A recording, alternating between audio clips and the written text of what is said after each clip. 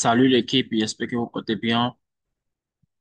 Alors, on se retrouve aujourd'hui, il est 18h aujourd'hui, mercredi, hein, pour revoir un peu certaines choses qui nous ont échappé. Bon, je ne vais pas dire échappé, mais qui n'ont pas été comme prévu. Hier, j'ai eu à analyser certaines paires que je vous ai partagées des belles zones. Voilà, des belles zones. Et nos premières paires étaient Euro AUD. Et j'avais énuméré cette zone, j'ai dit d'attendre cassure de ce niveau-là parce que c'était un niveau de liquidité où il devrait forcément venir chercher parce qu'il y avait des SL en dessous ici. OK? Donc, il fallait venir chercher cette liquidité-là afin de reprendre le mouvement. Et là où on devait attendre pour prendre le bail, c'était cette zone de support. Et je vous ai bien expliqué pour dire non que voilà, on devait attendre ce niveau de sport pour pouvoir rentrer. Et j'espère que vous avez pris le bail. Je suppose que vous avez pris le bail. Alors, ceux qui ont pris le bail, vous pouvez rester dans le bail quand à ce qu'on arrive ici, c'est nouveau TP. Ça dit votre TP1 ici et votre TP2 ici. OK?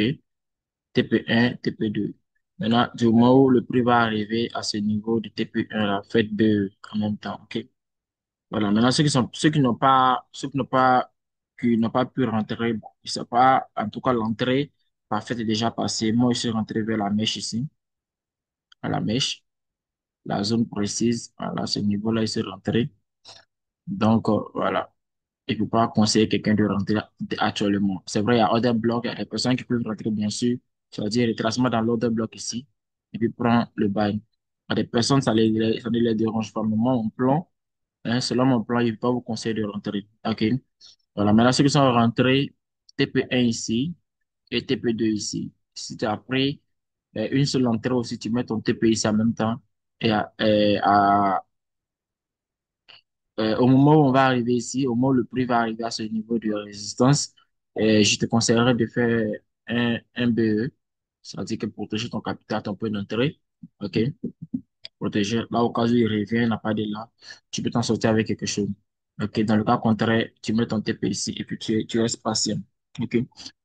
Donc, voilà, c'était l'opportunité d'hier que j'avais analysé. Là, c'est un swim, un swim, OK? Un swim. Il y a beaucoup de pips qu'on peut prendre ici. Voilà, il y a 300 pips. Il y a 300 pips, OK, à prendre ici, OK? Donc, si tu prends un lot de 0,1, OK, tu peux te retrouver à environ 300 à 200 et quelques dollars, OK? Voilà, donc, c'était ça. C'était ça la paix euro-autre. Donc, on va voir d'autres paires telles que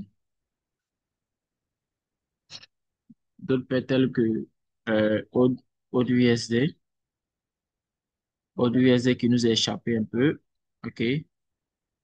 AUD USD, OK. AUD USD, la zone donc j'avais énumérée était vers ici. L'order block était ici. Voilà, c'était une belle zone de l'order block ici. Voilà, et je disais que ça serait mieux d'attendre casser ce niveau et puis je rentrer pour le bail. OK? Et nous avons déjà cassé même. On avait déjà cassé ce niveau. Hein. Voilà, au moment où j'expliquais, on avait déjà cassé ce niveau.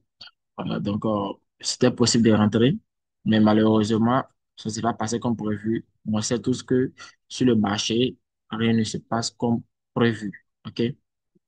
Donc, ici a été un SL. OK? Voilà. Pour ceux qui ont pris le sel, ils ont pris sûrement un SL. OK? Maintenant, on prend GBP NZD. GBP NZD également. Voilà. Euh, on était censé prendre le bail à ce niveau-là, puis mettre le SL ici. Malheureusement, ils sont venus chercher les SL. Je vous ai prévenu même bien avant, il dit non, GPZDD, il était carrément en consolidation et c'était vraiment bizarre. C'était vraiment bizarre. OK? Voilà, donc, ici, c'est SL. Ils ont pris SL des gens, ceux qui sont rentrés aussi également. Mais si une personne devrait trader toutes les paix que j'avais données, La personne va avoir trois opportunités, c'est-à-dire que AUD USD, GPSID et Euro AUD. Et pour une personne qui risque 1% ici et 1% sur AUD USD, le Euro AUD 1% normalement devrait être rentable. Avec le TP de swim dont j'ai même le TP1 seulement devait permettre à la personne d'être rentable parce que la personne aurait pu faire x3 sur le TP1 et sur le TP2, voilà, x5 ou 4. C'est un exemple, ok? Donc, normalement, voilà, ça ne dérange pas. C'est ça, on dit la discipline, la patience, c'est ça, en tout cas, ok? Voilà, il faut apprendre à gérer les pertes. Tu as accumulé 2 pertes, c'est pas à la fin.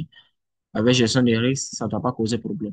Troisième opportunité, ça rentre, ça doit pouvoir rembourser les pertes et puis avoir au moins un peu plus, un bon risk reward, ok? Voilà, ça doit pouvoir gérer, ok? Donc, rien n'est gâté et on poursuit toujours et on va se souvenir encore pour voir ce que ça va donner. Voilà, restez connectés la semaine prochaine, c'est vraiment peut-être la scène live pour analyser directement pour que vous aurez aussi l'occasion de me poser vos différentes questions. OK? Donc, merci et bonne soirée et on se prend la semaine prochaine. Bye.